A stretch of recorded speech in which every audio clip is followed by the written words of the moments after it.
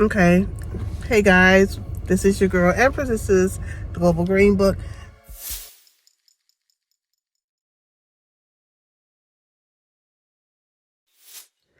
Welcome back, my global family. Check out my latest episode on my podcast, Let's Talk About It with Empress. And thank you for watching.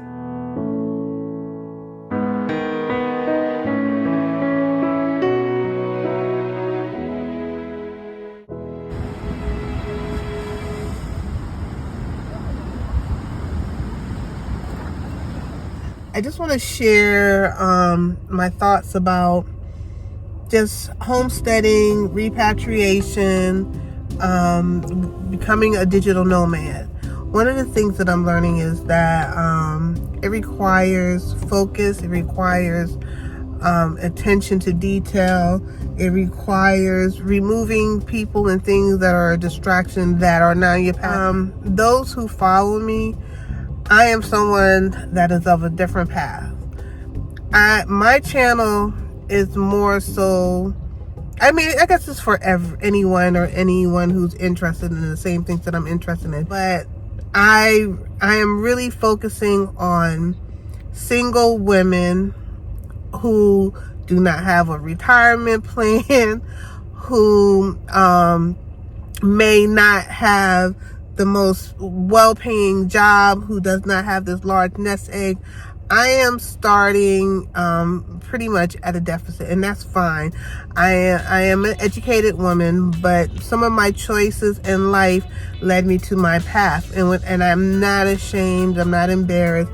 And if I had to make some of those choices again, I would. Some of them I would not. Just to kind of give you a little bit of background so you know where I'm coming from and where I'm going. One of the things that I have always been interested in is a natural lifestyle. I raised my children in a certain manner. I'd raised them as vegans. I was very natural in the way I bathed them. I used to bathe them in milk, and all their teas I made from fresh herbs. I would make everything from scratch. I was very very consistent in how I wanted to raise them, and it took a lot of energy because I didn't always have their father in the household with me. A lot of times I was doing this by myself. I was homeschooling. I was in a homeschool collective, homeschooling with other people. And then I also had to work a 9-to-5 as well as be an entrepreneur. And so because of the lifestyle that I chose to live during that time in the late 80s, early 90s, it was not a normal lifestyle back then. Like now, it's like mind-blowing to me, the amount of like vegetarian places and all the natural products out, and even like all the herbalists and the herb products, and people getting into hemp and getting into flowers and getting into growing your own food. These are things that was always part of my process. I used to take my children to the garden. I would teach them about natural ways of eating and healing. When my children got a cold, I was not that mother that went to the drugstore and bought, I don't even know the name of the product, some children's cold medicine. I would give them black seed oil. I would chop up garlic, onion, ginger, steep them in tea. I would chop the garlic and put it in honey and serve it to them. Like I used to feed my children this way. I would make a grapefruit and ginger. They were full of mucus. I would put calabash powder underneath their nose so they would sneeze and push the mucus out. So I did a very natural lifestyle. So living in the DMV area, DC, that was not a common thing. And my children got a lot of ridicule. They had a hard time. They got bullied. They got picked on because, locks were not common. All of us had locks. Our house was not like other people's houses. It was a lot of African art.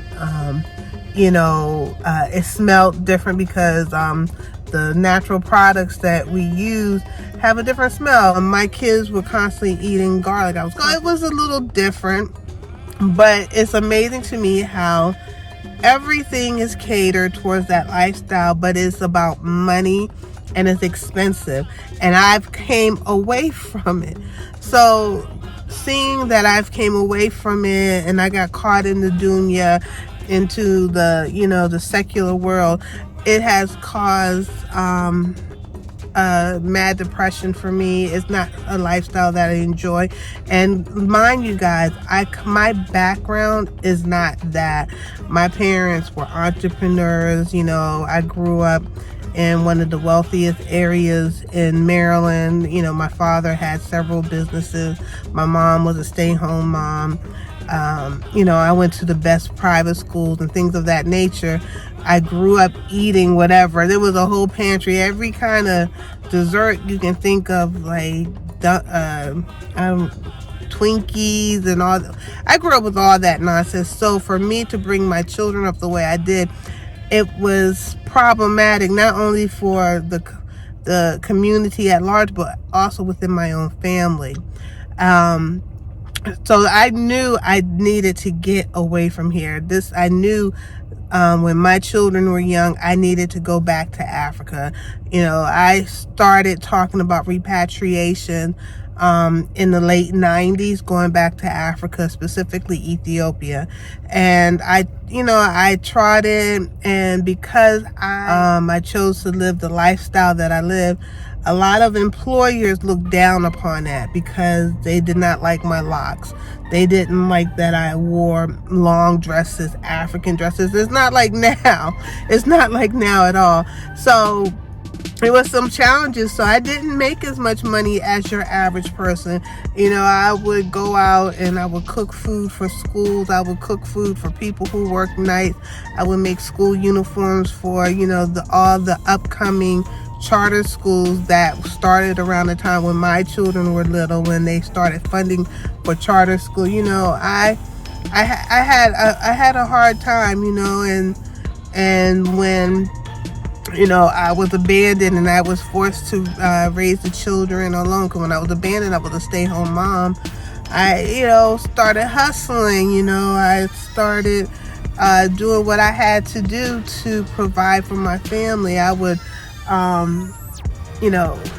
go out and set up accounting systems for small business owners, because I was a bookkeeper at one time.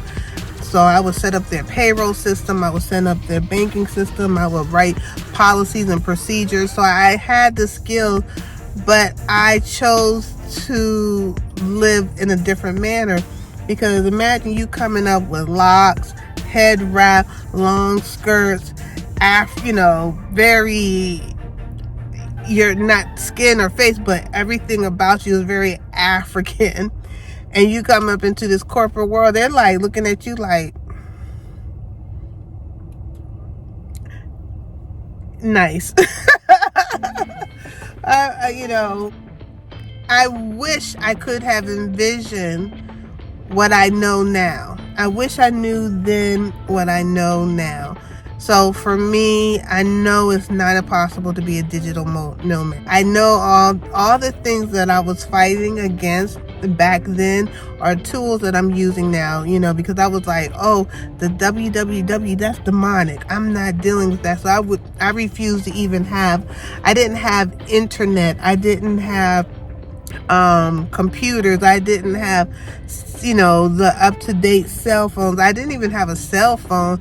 I refused to have all of those things in my house. So I kind of was like living in the 1800s, and I wanted to be a homesteader, but I just did not know how to do it because I didn't know anyone that knew how to do that. And I didn't really know about YouTube and all those things because I didn't have a computer. So now I am aware, I understand, I have more education, I have been educated, my children have educated me, the schools have educated me, and I do use these tools now, and I understand that these tools can be utilized for money, which I did not know before.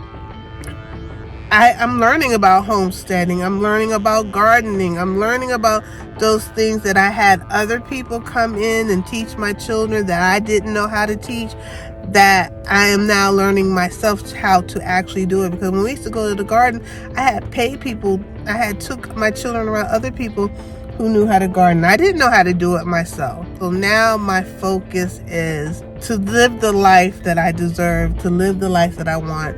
All I need is enough money so that I can feed myself, bathe myself, buy a ticket, rest my head someplace, and to have the simpler things in life, because walking on the beach, that's priceless for me.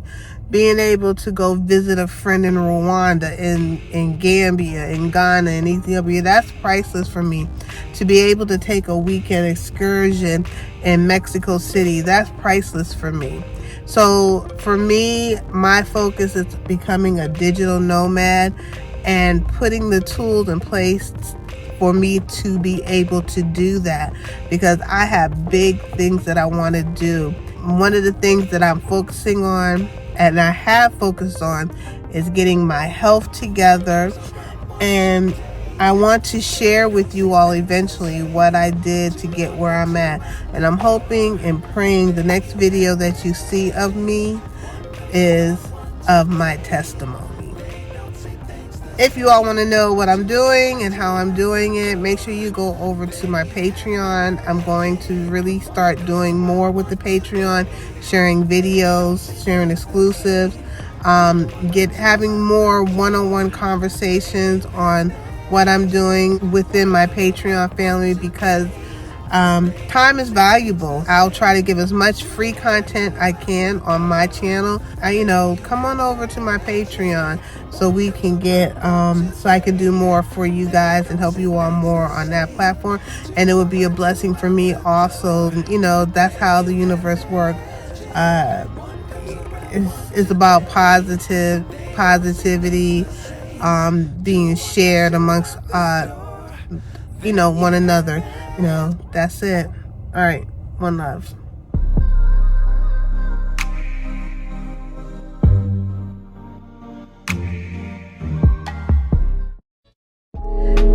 Thank you for your support. Make sure you subscribe to our channel. 1200, we're trying to get there, y'all.